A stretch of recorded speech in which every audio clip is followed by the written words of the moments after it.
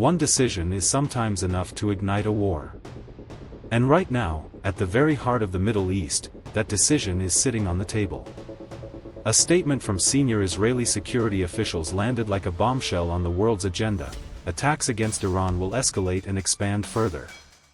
This is not merely a threat. This is the declaration that a shadow war, simmering at low intensity for decades, has now transformed into open confrontation. So how did things reach this point? And more importantly, what happens next? The moment history repeats itself. The roots of the tension between Iran and Israel stretch all the way back to the 1979 Islamic Revolution. Until that point, Israel and Iran were two countries with shared interests in the region. But the revolution under Khomeini's leadership changed this balance fundamentally. Iran's official rhetoric became built around the destruction of Israel, and over the decades, that rhetoric evolved from words into concrete military and financial support. Support for Hamas, the arming of Hezbollah, the presence in Syria, the militia structures in Iraq, all of these are pieces of the axis of resistance that Iran constructed to expand its regional influence. Israel, in turn, views this expansion as an existential threat to its very survival. And it is precisely at the intersection of these two perspectives that the escalation unfolding today takes shape. What has happened? A chronology. Looking at the chronology of events in recent months clearly reveals just how rapidly this escalation has advanced. April 2024 was a historic breaking point. Iran carried out its first direct attack against Israeli territory, launching more than 300 drones and ballistic missiles. Tehran framed this as retaliation for a strike on the Iranian embassy compound in Damascus attributed to Israel. Israel and its allies neutralized the vast majority of these projectiles with air defense systems. Yet the event was a clear signal that a conflict waged indirectly for decades had now taken on a direct dimension. Israel's response was not long in coming. Within days, Israel struck targets inside Iranian territory in a limited but symbolically powerful operation. The strike, aimed near an air base outside Isfahan, disabled Iranian air defense systems. The message was unmistakable. Israel can reach deep inside Iran when it chooses. By October 2024, the picture had grown even more complex. As Israel launched sweeping operations against Hezbollah, it continued simultaneously targeting Hamas leadership. During this period, the killing of Hezbollah leader Hassan Nasrallah represented a severe strategic loss for Iran. Nasrallah was not merely the head of Hezbollah but one of the key figures in Iran's entire regional influence network. Toward the end of October 2024, Israel carried out new and more extensive strikes against Iran. This time, the targets included air defense systems, military bases, and strategic infrastructure. Iran's S-300 air defense system sustained serious damage. And it was at this point that the critical statement came from Israel: the attacks would escalate and expand. What does escalate and expand actually mean? The language Israel chose carries enormous weight in military strategic terms. Escalate implies that the intensity of current operations will increase. In other words, a target list kept limited until now may grow wider, potentially bringing critical infrastructure, perhaps areas near nuclear facilities, into the frame. Expand adds a geographic dimension to the picture. Will operations push beyond Iran's borders? Will Iranian positions in Syria be targeted? The Houthis in Yemen? Militia groups in Iraq? The answers to these questions have yet to crystallize. But Israel's operational patterns over recent years make one thing unmistakably clear: Israel's security doctrine is built on the principle of eliminating threats at their source. That principle includes, when deemed necessary, conducting highly precise operations at great distances. Iran's position: strong rhetoric, complex reality. Despite all these developments, Iran continues to maintain a posture of strength. Senior figures in the Islamic Revolutionary Guard Corps declare that any Israeli attack will be met with a crushing response. Supreme Leader Khamenei announced that Israel will pay a heavy price for these operations. Yet voices from within Iran paint a more complicated picture. Iran's economic situation is critical. Under the weight of U.S. sanctions, the Iranian rial has suffered historic losses in value over recent years. Inflation has been running above 40%. Unemployment rates, particularly among the young population, are well above official figures. Oil revenues have been severely restricted by sanctions. This economic reality creates significant pressure on Iran's leadership. Moving to a full war economy could amplify the demands of a population already under strain. Indeed, the 2019 fuel price protests and the 2022 Mahsa Amini protests demonstrated just how powerfully Iranian citizens can voice their economic and political grievances. Iran's leadership therefore finds itself needing to maintain a posture of strength while simultaneously calculating the domestic political risks of crossing into outright open war. The nuclear card, the shadow over everything. Hanging over this entire picture, like a weight that cannot be lifted, is one defining factor: Iran's nuclear program. Recent reports from the International Atomic Energy Agency show that Iran has enriched uranium to 60% purity. This figure sits uncomfortably close to the 90% enrichment level required for nuclear weapons production. IAEA Director General Rafael Grossi stated that Iran has been expanding its nuclear capacity at a concerning pace. According to Israeli intelligence circles, Iran has moved dangerously close to the technical capacity needed to produce a nuclear device. While the weaponization process would take longer, crossing this threshold would fundamentally transform the Middle East's security architecture. This nuclear dimension gives Israel's operations a different frame of reference. Israeli officials maintain a position they have articulated repeatedly: Iran will never be permitted to acquire a nuclear weapon. That position keeps every option on the table, including unilateral military action if necessary. The regional domino effect: who stands where? This conflict extends far beyond the bilateral relationship between Israel and Iran. Every actor in the region is positioned somewhere within this equation. Hezbollah, Iran's most powerful regional asset, Hezbollah has suffered significant losses in recent operations. Following Nasrallah's death, the organization is attempting to reconstitute a new leadership structure. Even so, it has not completely lost its military infrastructure in southern Lebanon. Estimates suggest Hezbollah still holds more than 100,000 rockets and missiles. This weapons stockpile remains a critical variable in any regional escalation scenario. Hamas, operations in Gaza have seriously degraded Hamas's military capacity. Whether the organization has been fully dismantled, however, remains contested. Hamas's political bureau continues to operate out of Qatar and is still engaged as an interlocutor in diplomatic processes. The Houthis, Yemen's Houthi movement, continues launching missile and drone strikes toward Israel. Attacks on commercial shipping in the Red Sea are disrupting global maritime trade. International shipping costs have risen as a result, and some major shipping companies have abandoned the Suez Canal route. This situation illustrates how the conflict's consequences, not only military but economic, can radiate across an extraordinarily wide geography. Iraq. Iran-backed militia groups in Iraq form an important piece of the regional equation. These groups have at times carried out attacks on U.S. forces and Israel-linked targets. The Iraqi government has repeatedly acknowledged the difficulty of maintaining control over these militias. Gulf states, Saudi Arabia, the United Arab Emirates, and other Gulf states are navigating the situation with cautious balancing acts. The normalization process with Israel, particularly the dialogue advancing under the Abraham Accords framework, now faces new questions in the wake of this escalation. Gulf states view Iran's nuclear capacity as a serious threat to their own security as well. Open alignment with Israel, however, could strain the internal political balances of these countries. The U.S. factor, in the background but decisive. Behind all of this, one actor remains extraordinarily decisive: the United States of America. The U.S. maintains a powerful military presence in the Middle East.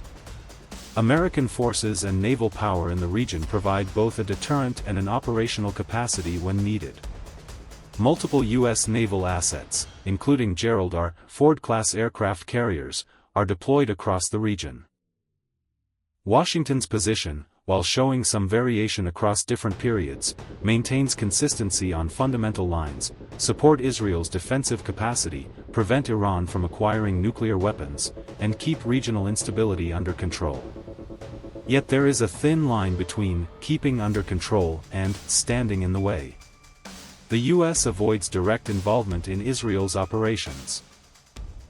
But at the same time, reports reaching the press suggest Washington has drawn certain red lines for Israel regarding strikes on Iranian territory. Specifically, there appear to be serious reservations in Washington about targeting nuclear facilities. These reservations rest on a rationale that is entirely understandable. Striking Iran's nuclear facilities could bring the risk of a large-scale nuclear catastrophe. Damage to facilities like the Bushehr nuclear power plant could result in radiation dispersal across the region. Destroying the Natanz underground enrichment facility would require an extraordinarily complex operation with consequences that are difficult to predict. International opinion, a fragile consensus. International reactions, as one would expect, reflect a deep polarization. The majority of Western nations acknowledge Israel's right to self-defense while continuing to call for proportionality and the prevention of civilian casualties. The EU is sending conflicting signals, simultaneously pressing for humanitarian assistance and pursuing diplomatic solutions. The United Kingdom and France are taking concrete steps on humanitarian aid corridors while maintaining a line that recognizes Israel's legitimate security concerns. Russia and China view the situation from an entirely different perspective. Moscow and Beijing characterize Israel's operations as contrary to international law and are calling for a ceasefire. This position is another illustration of how existing geopolitical tensions between Russia and China and the West are refracted into regional conflicts. The UN Security Council, meanwhile, remains far from capable of adopting effective resolutions on this matter. Deep divisions among permanent members have rendered the Council functionally paralyzed. This reality painfully demonstrates how difficult it has become to resolve regional crises through international diplomatic mechanisms. Economic shockwaves. This conflict carries not only military and political consequences but global economic ones as well. And these consequences reach far beyond the Middle East. Oil markets respond sharply to every escalation in the region. Iran accounts for approximately 3 to 4% of global oil production. Even more critical is Iran's strategic position over the Strait of Hormuz, the choke point through which roughly 20% of global oil trade passes. Iran has repeatedly signaled its capacity to close this strait. A closure or serious disruption would trigger sharp price increases across global energy markets. This risk pricing calculation is the scenario most frequently used by analysts who closely monitor oil markets. And if that scenario materializes, the consequences would strike deeply at every oil-importing country, Turkey included.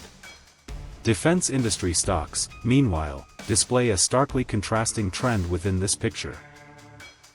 Each new cycle of regional escalation signals rising demand for defense companies. Shares in giants like Lockheed Martin, Raytheon, and BAE Systems typically respond positively to regional tension headlines. This picture is a sobering reminder that what represents catastrophe for one side of a war represents profit opportunity for another. What is happening inside Israel? Israel's internal dynamics are also an important piece of this picture. The government is operating under a broad, national unity narrative. Yet Israeli society does not hold a homogeneous view on either the Gaza operations or the escalation against Iran. A portion of former military and intelligence officials are openly debating the long-term strategic risks of current operations. Some analysts argue that strikes against Iran could consolidate the Iranian public behind the regime and ultimately become an argument that legitimizes Iran's nuclear program in the long run. At the same time, the situation of hostages held in Gaza continues to represent a deep point of vulnerability in Israeli society. Family protests and street demonstrations critical of government policy signal that internal political pressure has not subsided. Diplomatic channels: are the doors closed? In the shadow of all this military escalation, diplomatic channels have not been entirely sealed. Mediation efforts by Qatar, Egypt, and various European countries continue. U.S. diplomatic channels have not completely frozen either. But for diplomatic processes to function, both parties need to be prepared to come to the table. Iran, for now, is maintaining a very hardline position regarding direct negotiations. The message, "No negotiations while under attack," summarizes Tehran's official stance. Israel frames its operations within continuing security requirements and emphasizes that security guarantees must be established before any diplomatic resolution can be sought. The gap between these positions is vast. But history shows that negotiations that appear impossible sometimes gain momentum at unexpected moments. The diplomatic normalization achieved between the US, Israel, and Egypt following the 1973 Yom Kippur War is one of the most striking examples of this. The road to Camp David passed through the battlefield. Whether a similar dynamic could operate today remains deeply uncertain. War transformed by technology, drones, cyber, and intelligence. One dimension separates this conflict sharply from historical precedents: technology. Unmanned aerial vehicles may be the most attention-commanding element of this confrontation. The Shahid series drones Iran used in the April 2024 attack represent a strategy designed around cheap, mass-production logic, aiming to push sophisticated air defense systems to their saturation point. When the cost of a single Patriot missile is compared with the cost of a single Shahid drone, the asymmetric cost equation facing the defensive side becomes starkly clear. Israel's response blends both conventional and highly sophisticated systems. Its layered defense infrastructure, comprising Iron Dome, David Sling, and Arrow systems, is designed to neutralize threats at different ranges and altitudes. But even these systems have limits to their capacity. The cyber dimension represents an invisible but deeply consequential front in this conflict. The Stuxnet attack targeting Iran's Natanz nuclear facility demonstrated more than a decade ago how cyber warfare could inflict physical damage on critical infrastructure. Since then, cyber operations have grown far more complex. Both sides are running cyber operations against each other's critical infrastructure. These operations rarely surface in public view. The intelligence dimension is equally critical. Mossad's networks inside Iran have come to public attention through striking operations in recent years. The 2020 assassination of Iran's most important nuclear physicist, Mohsen Fakhrizadeh, revealed the depth of this intelligence war. The seizure by Israel of documents related to Iran's nuclear program inside the country is another piece of this comprehensive intelligence campaign. Scenarios: what could happen next? Working from the current picture, several different scenarios can be assessed. Scenario 1: Controlled escalation. In this scenario, both sides become trapped in a cycle where they approach the threshold of open war but pull back. Strikes and counterstrikes continue, but both parties avoid crossing certain red lines. This actually resembles the general trajectory of the past several years. A state of perpetual tension, but not a full-scale war. Scenario 2: Miscalculation. In history, major conflicts have most often emerged not from deliberate decisions but from miscalculations. Both sides misreading each other's red lines for mutual deterrence could lay the foundation for an escalation that spins out of control. This scenario is perhaps the most dangerous of all. Scenario 3: A diplomatic window. With outside mediators stepping in, a diplomatic framework could take shape that offers both sides an off-ramp. The conditions necessary for this scenario do not appear to be in place right now. But as the 1973 example shows, conditions can sometimes shift with remarkable speed. Scenario 4: Regional war. The most pessimistic scenario points to a picture where Iran activates all of its proxy war actors simultaneously, Israel faces threats on multiple fronts, and the US finds itself compelled to become directly involved. This scenario carries globally severe consequences. The human dimension, behind the numbers. Behind all of this strategic and geopolitical analysis are the lives of real human beings. The humanitarian crisis in Gaza is raising deeply serious questions under international humanitarian law. The UN and various humanitarian organizations have repeatedly documented rising risks to civilians and severely restricted humanitarian access.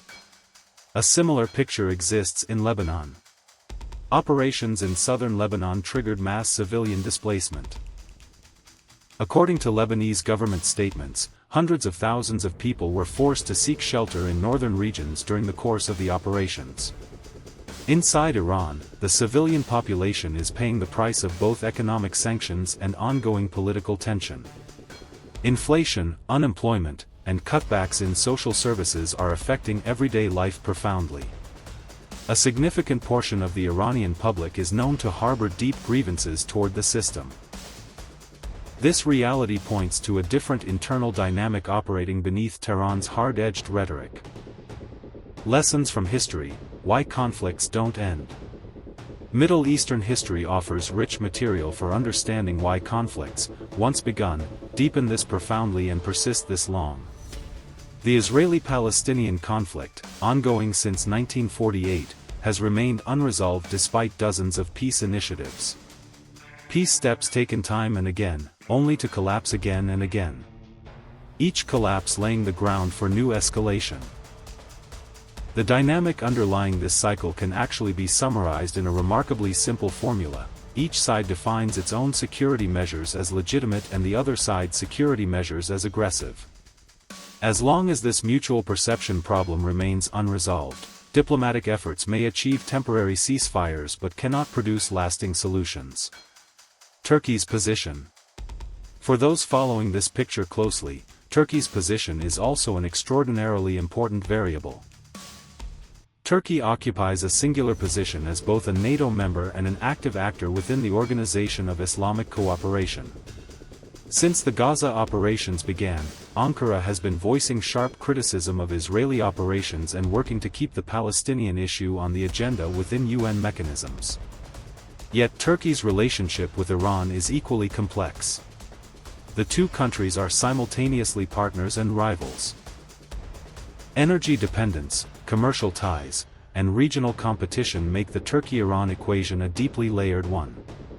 Whether Turkey can assume a decisive mediating role in this conflict remains an open question without a clear answer.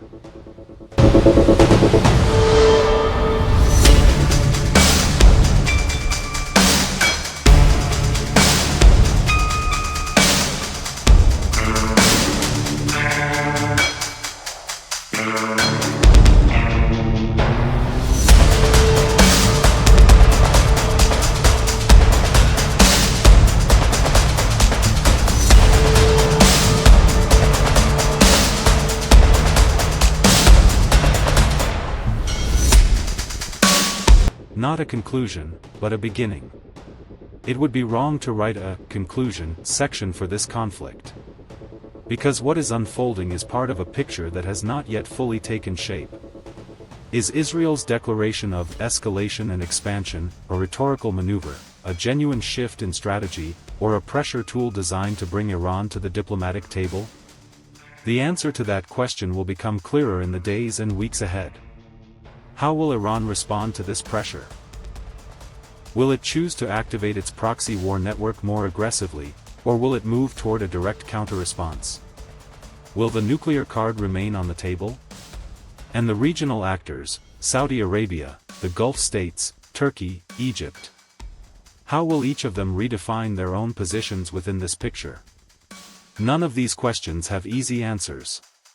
But one thing is certain right now: the Middle East has arrived at what may be one of the most critical breaking points in its history. The Iran-Israel confrontation can no longer be categorized under shadow war. The stage has evolved to something far more direct, far more dangerous. What comes next, time will reveal. But following this process closely, tracking how it unfolds, is no longer a choice. It is a necessity.